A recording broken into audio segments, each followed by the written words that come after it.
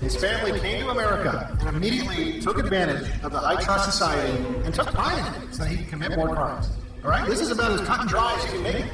People are very, very gullible. People are too trusting.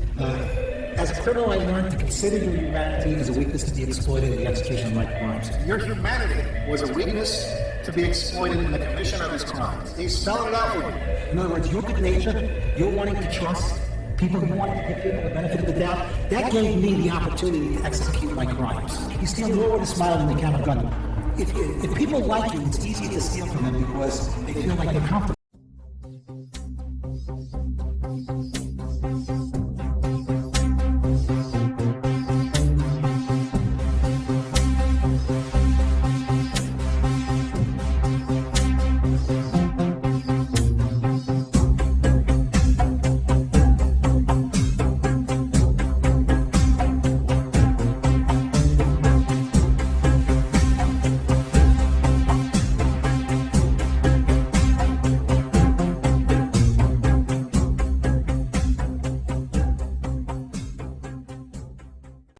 It's November 2024, and this video is somewhat inspired by a recent conversation that I had with someone, and it's something that I've talked about for many years, and I'm going to be focusing on since 2020 and the events that had followed. And I'll be word crafting here very carefully for obvious reasons. And I'm going to set out to prove, now trigger warning, how, as a descriptive, stupid people who claim to be awake to those events from 2020 onward, and how stupid freedom types and truthers are with regards to all that. Now, this might be a sensitive topic to some people, and I'm going to be presenting this from a neutral position to the position that these people hold. And I'm not stating or implying anything or about this, just making a presentation here to make a point. Now, over the many years, for as far back as I can remember, I've highlighted the liberal arts theoretical pseudoscience of psychology being the fraud that it is, a complete scam. I've shown, for example, the Rosenhan experiment and other experiments showing that they really can't diagnose anything. I've shown other documentaries showing other people as insiders who are admitting the whole thing's a fraud, etc. I've even shared, for example, my professional perspective of these things, this topic, and personal, but personal as a third party to first-hand knowledge. But what I would really like to highlight is, for example, how people who claim to be awake, and truthers and freedom types, just call them awake, how they think that they're so clever that they're onto whatever was being imposed since 2020 with the needle, and how they're too clever to have taken it and whatever, and all the side effects, we'll call it, as a result from people who did go along with it all. I want to highlight something, how not clever all these people are. And again, it's something that I've highlighted for many years.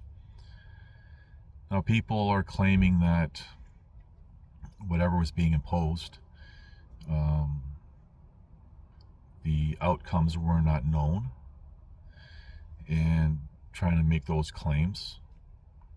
Really, it could be argued either way, that the outcomes were known, regardless of what perspective you want to take on it, or perhaps they weren't known.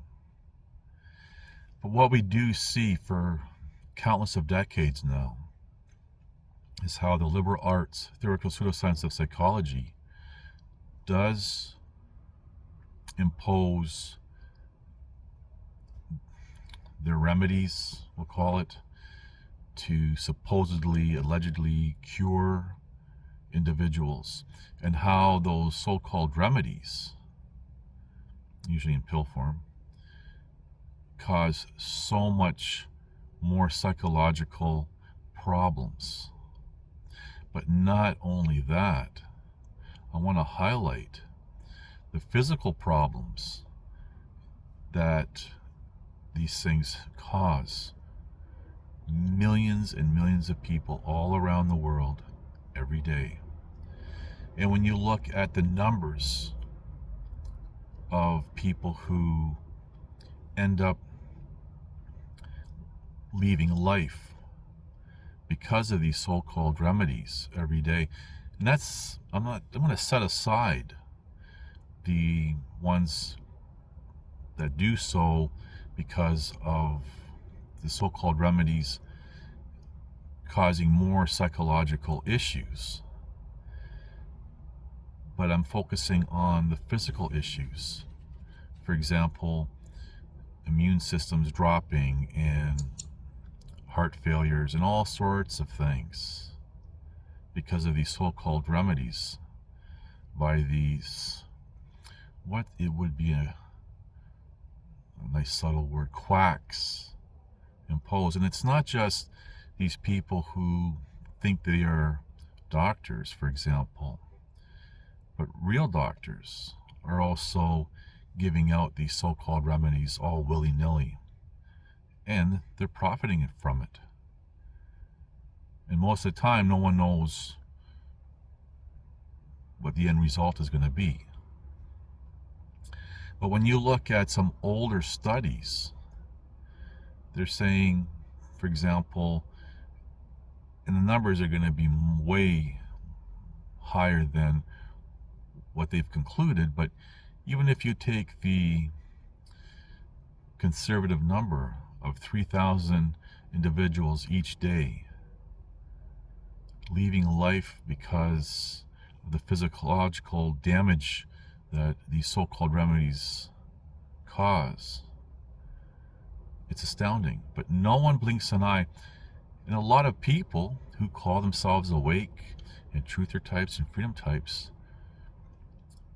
partake in these so-called remedies. So how smart are these people to say, well, hey, I caught on to this thing from the events of 2020, but are oblivious to the topic of this video. It's amazing. And I've said repeatedly, most may wake up to one or several things only to slumber in something else while slumbering in everything else.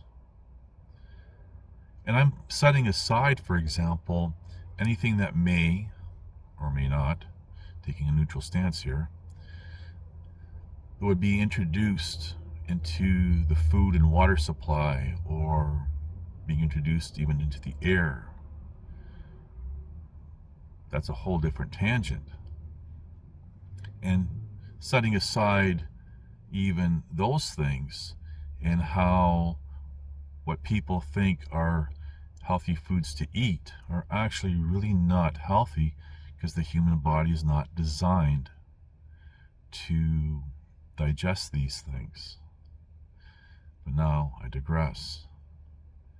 I want to focus on the artificial remedies by pseudoscience and the physical damage that these things cause, taking people from life. And just want to again focus on how majority of the people who think that they're awake and they're aware and everything else are oblivious to that. But they didn't get fooled by this one thing, they got fooled by everything else. And if it's not one thing that is going to for example, an extreme case, remove someone from life, something that's being introduced into the food supply, it's going to be something else. It's going to be something. There's just too much. Everything's been corrupted too much, we'll say.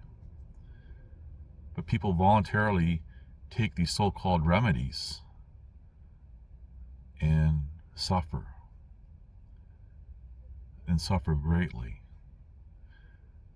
And kind of on the same tangent, you know, we have things that are replacing sugar, and people are thinking, oh, sugar is bad, so they're going to take this other thing that's supposed to mimic sugar, which really doesn't if you taste it, thinking that they're doing good for themselves, and that's causing a lot of problems. So that's part of the food supply, but something artificially introduced. And there's lots of stories. I'm not even going to talk about margarine and the origins of margarine, which I did talk about over 10 years ago, but anyway, I digress. How smart are people who call themselves awake and truthers and freedom types when they don't see the harm, for example, of these remedies and other things? And then we also have these socially engineered, socially conditioned topics and subtopics that divide people, and people are drinking the Kool-Aid on these things as well. So I want to really give you some things to think about. And the overlays that you see beside me here, the clips that are used in the overlay, it's worth watching to find those videos and really start to learn. Anyway, thank you for watching. Please like, subscribe, comment, and share. First thing that they did, it was very interesting. They did this in China, so they get this unknown, right? So what is one of the first things that they roll out is a mental health plan. Same thing in the United States. No sooner was this announced as a national emergency, and they rolled out a mental health plan, and they said that the average American did not have the internal fortitude to endure a disaster, and so we were all being unofficially declared as mentally ill, needing the help of the health professionals, and we were not of sound mind to be able to deal with this crisis that we're seeing happening right now.